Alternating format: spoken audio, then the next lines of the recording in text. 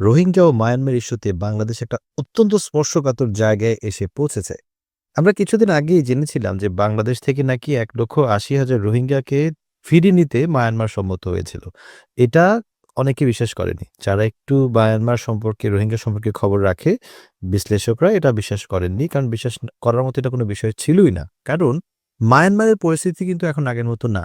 আগে মায়ানমারের যে আর্মি, তারা রাখাইন অঞ্চলে রোহিঙ্গাদের প্রতি একটা ক্লিনজিং চালিয়েছিল। গ্রামের পর গ্রাম জ্বালিয়ে দিয়েছিল, যে কারণে রোহিঙ্গারা বাংলাদেশে এসছিল। কিন্তু এই মুহূর্তে মিয়ানমারে চলছে আরেক ভেজাল। এই মুহূর্তে রাখাইন স্টেটে আরাকান আর্মি নামে একটা বিদ্রোহী গোষ্ঠী, তারা যুদ্ধ করছে civil war against the Myanmar government, Myanmar army actually. এবং এই যুদ্ধে তারা জিতেছে এবং আরাকান অঞ্চলটা এখন তাদের নিয়ন্ত্রণে। তো যেহেতু তাদের নিয়ন্ত্রণে আরাকান অঞ্চল এবং মিয়ানমারের এখানে কোনো ধরনের কন্ট্রোল নাই, সেক্ষেত্রে মিয়ানমার যদি বলেও যে আমরা ১,৮০,০০০ রোহিঙ্গাকে ফেরত নেব, কোথায় নেবে তারা? তারা নিতে পারবে না। সো এটা একটা ব্লাফ। এখন গত কয়েকদিনের নতুন সংকট তৈরি হলো যখন আমরা পররাষ্ট্র সচিবের কাছ থেকে জানলাম যে বাংলাদেশ নাকি জাতিসংঘের অনুরোধে একটা মানবিক করিডোর দিতে রাজি হয়েছে, যেখানে বাংলাদেশ থেকে আরাকান অঞ্চলে মানবিক সহযোগিতা যাবে, খাদ্যদ্রব্য যাবে জাতিসংঘের মাধ্যমে। এটা কেন যাচ্ছে বা কেন বলছে জাতিসংঘ? জাতিসংঘ বলছে যে আরাকান অঞ্চলে যুদ্ধ হওয়াতে মিয়ানমার আর্মি সবকিছু ব্লক করে রেখেছে এবং তাতে করে একটা দুর্ভিক্ষের সম্ভাবনা তৈরি হচ্ছে, এবং যদি দুর্ভিক্ষ আরাকান অঞ্চলে হয়, সেক্ষেত্রে বাংলাদেশে শরণার্থী আসার হার আরো বেড়ে যেতে পারে এবং এমনকি রোহিঙ্গা ছাড়া সাধারণ রাখাইন জনগোষ্ঠী যারা আছে তারাও ঢুকতে পারে। এটা একটা খুবই স্পর্শকাতর বিষয়। কারণ বাংলাদেশে রোহিঙ্গা আসলে আসাটা কখনোই কমেনি। আমরা যারা খবর রাখি আমরা জানি যে প্রতিদিন ২০০ থেকে ৪০০-৫০০ রোহিঙ্গা প্রবেশ করছে একদম অবিরত। এবং গতকালকে খবর আসলো যে ১,৩০,০০০ নতুন রোহিঙ্গা গত ১ বছরে প্রবেশ করেছে। তার মানে হচ্ছে ১৩ লক্ষের বেশি রোহিঙ্গা বাংলাদেশে এখন বসবাস করছে। এটা বাংলাদেশের জন্য একটা বিশাল ঝুঁকির বিষয়। যখন ৭ বছর আগে বাংলাদেশে এত পরিমাণ রোহিঙ্গা ঢুকতে দেয়া হলো একেবারে কোনো বাধা ছাড়া, সেটা হয়তো মানবিক দৃষ্টিভঙ্গির দিক থেকে খুবই ভালো। ইন্টারন্যাশনালি অনেক প্রশংসা বাংলাদেশ পেয়েছে। নোবেল প্রাইজ পাওয়ার একটা সম্ভাবনা তৈরি হয়েছিল তৎকালীন প্রধানমন্ত্রীর। কিন্তু দেশের জন্য কি এটা ভালো ছিল? দেশের জন্য এটা ভালো ছিল না। আপনি জায়গা অবশ্যই দিবেন যারা বিপদগ্রস্ত।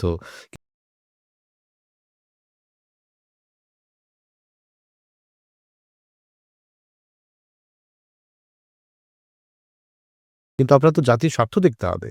কারণ বাংলাদেশে একটা জনগোষ্ঠী বসবাস করে যে 99% বেঙ্গলি জনগোষ্ঠী। এখন এখানে যদি আপনি আরেকটা জনগোষ্ঠীকে আনেন একদম বাধাহীনভাবে এবং সেই জনগোষ্ঠীর দেশে ফেরত যাওয়ার কোনো ধরনের উদ্যোগ না নেন বা উদ্যোগ কোনো কাজে না লাগে, সেক্ষেত্রে তো একটা দীর্ঘস্থায়ী সমস্যা তৈরি হয়।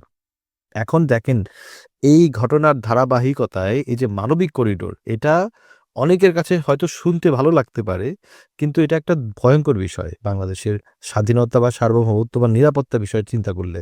একটা মানবিক করিডোর যখন আপনি তৈরি করবেন, মানে বাধাহীনভাবে এখানে আপনি খাদ্যদ্রব্য জাতিসংঘ দিবে। এই করিডোরটা তো সবাই ব্যবহার করবে। আরাকান আর্মি ব্যবহার করতে পারে, বিচ্ছিন্নতাবাদী গোষ্ঠী ব্যবহার করতে পারে, অস্ত্র আদান-প্রদান হতে পারে। তো তখন বাংলাদেশের ভূমি ব্যবহার করে যদি এরকম কাণ্ড কারখানা ঘটে, সেক্ষেত্রে বাংলাদেশের সার্বভৌমত্ব স্পষ্ট একটা ঝুঁকির মধ্যে পড়ে। এই বিষয়টা কি সরকার চিন্তা করছে না? এই অন্তর্বর্তীকালীন সরকারের কাছে আসলে এত বেশি দায়িত্ব তো আসলে নাই। কারণ তাদের রাজনৈতিক কোনো মতবাদ নাই এবং তাদেরকে আগামীতে আসতেও হবে না। এই কারণে তাদের পক্ষে এ ধরনের সিদ্ধান্ত নেওয়ার আগে চিন্তা করা উচিত যে দেশের ৫০ বছরের প্রতিক্রিয়া কি তৈরি হবে।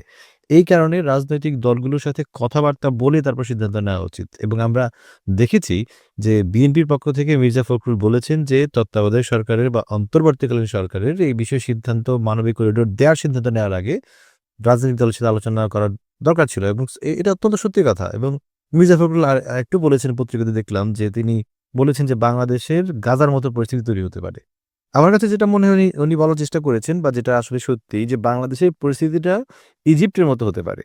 যেভাবে ইসরায়েলি বাহিনী প্যালেস্টাইনিদেরকে ১ম এ গাজা থেকে প্রেশার দিয়ে হত্যা করে, বম্বিং করে রাফাতে নিয়ে আসলো এবং রাফা থেকে এখন স্থল অভিযান করে একদম কোনায় নিয়ে এসছে। এবং প্রেসিডেন্ট ট্রাম্প বলছেন যে ইজিপ্টে নিয়ে নেওয়া উচিত। ইজিপ্টে একটা বাফার জোন তৈরি করে এখানে প্যালেস্টাইনিদের নিয়ে নেওয়া উচিত। বাংলাদেশ আজকে যদি মানবিক করিডোর দিয়ে শুরু করে, ৫ বছর পরে এমন প্রস্তাব আসতে পারে যে বাংলাদেশের এই অঞ্চলটার মধ্যে একটা বাফার স্টেট করে ফেলা হোক রোহিঙ্গাদের জন্যে, যেখানে তারা স্বাধীনভাবে থাকবে।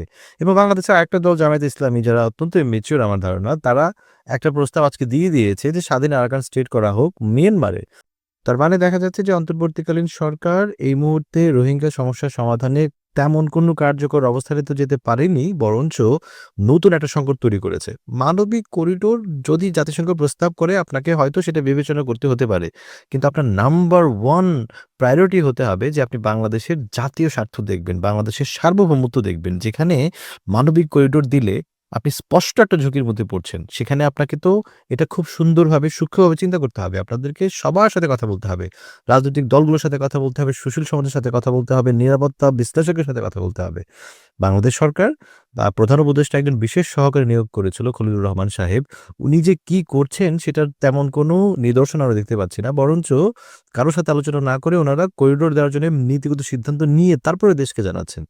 একটা বিষয় যেটার কারণে বাংলাদেশ হয়তো ২০ বছর পরে এমন হতে পারে তার ভূখণ্ড হারাতে পারে, সেখানে এরকম ছেলেমানুষি সিদ্ধান্ত নিয়ে নেওয়া কারো সাথে কথা না বলে, সেটাকে আমার কাছে মনে হয় যে এটা স্পষ্ট একটা ভুল হয়েছে সরকারের। এই ভুলটা সংশোধন যদি করার এখনো সুযোগ থাকে করা উচিত। আপনি যদি ইন্টারনালি দেশের মানুষের সাথে কথা না বলেন, সেক্ষেত্রে তো আপনি জবাব দিতে পারছেন না বিদেশকে। জাতিসংঘ যদি বলে এবং সেই প্রস্তাব যদি আপনি দেশের মানুষের সাথে আলোচনা করেন এবং দেশের মানুষের পক্ষ থেকে যদি মতামত আসে, তখন আপনি নেগোসিয়েশন এ এগিয়ে থাকবেন। আপনি জাতিসংঘে বলতে পারবেন যে, "আমি মানবিক করিডোর দিতে পারছি না, কারণ দেশের মানুষ চাচ্ছে না।" বা, "আমি দিতে পারছি বাট কঠোর শর্ত সাপেক্ষে দিতে পারছি যে আপনারা সেটা অতদিন ব্যবহার করতে পারবেন এবং জাতিসংঘের স্পষ্ট আ নজরদারি থাকতে হবে। বাংলাদেশ আর্মি কর্ডন অফ করে রাখতে হবে যাতে এই করিডোরটা একমাত্র এই কাজ ছাড়া ব্যবহার না হতে পারে।" তো এইগুলা তো করার কোনো লক্ষণ আমরা দেখতে পাচ্ছি না এবং ভেরি মাচ ওয়ারিড হওয়ার একটা ব্যাপার এখানে আছে যে সরকার এটাকে ভালোমতো ডিল করতে পারছে না। কই আমরা কয়দিন আগে শুনলাম যে ১,৮০,০০০ রোহিঙ্গা ফেরত চলে যাবে। এখন শুনছি যে নতুন আরো সমস্যা তৈরি হয়েছে।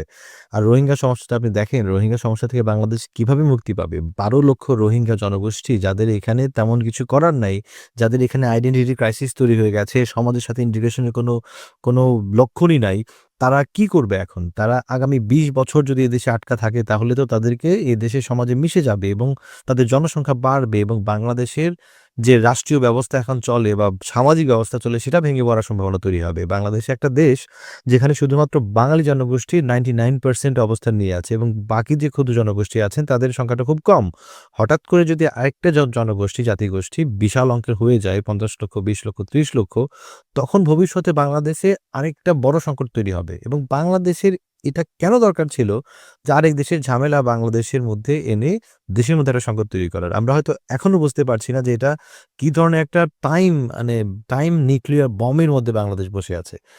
এই বমকে ডিফিউজ করার কোনো ধরনের কোনো লক্ষণ তো দেখাই যাচ্ছে না। বরঞ্চ বাংলাদেশে দেখা যাচ্ছে বোমের মধ্যে নতুন বোম যোগ করছে। মানবিক করিডোরটা আরেকটা বড় ধরনের বোমা বাংলাদেশের জন্যে এবং এটি যদি এড়ানোর সুযোগ থাকে সরকারের উচিত এখন এড়ানো।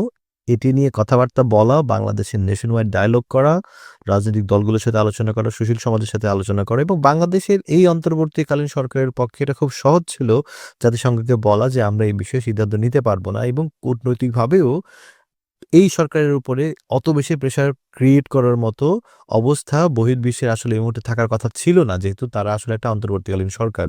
তো আমি এখানে সরকারের দায় দেখব এবং আমার কাছে মনে হচ্ছে এখন মানুষের বাংলাদেশের জনগণের এই বিষয় নিয়ে একটু কথা বলা উচিত।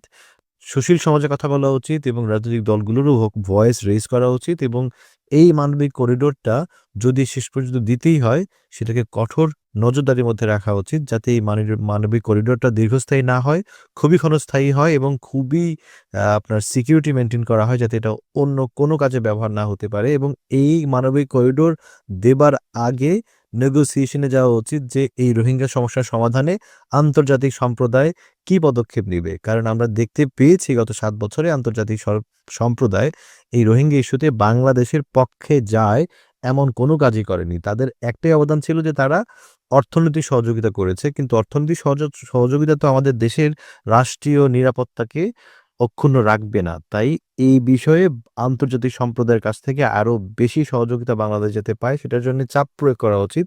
এই বিষয়ে বাংলাদেশ এখন এগোনো আছে। ভূ-রাজনৈতিক খেলার মধ্যে বাংলাদেশের একটা গুরুত্বপূর্ণ অংশ এই অঞ্চলটাতে, এই বিষয়টাতে সেটাকে ব্যবহার করা উচিত। তা না করে একদম করিডোর দিয়ে দিলাম। এই ধরনের ম্যাচিউর ডিসিশন থেকে সরকার বিরত থাকবে বলে আমি আশা করছি। ধন্যবাদ সবাইকে আজকে এই দীর্ঘ আলোচনা শোনার জন্য।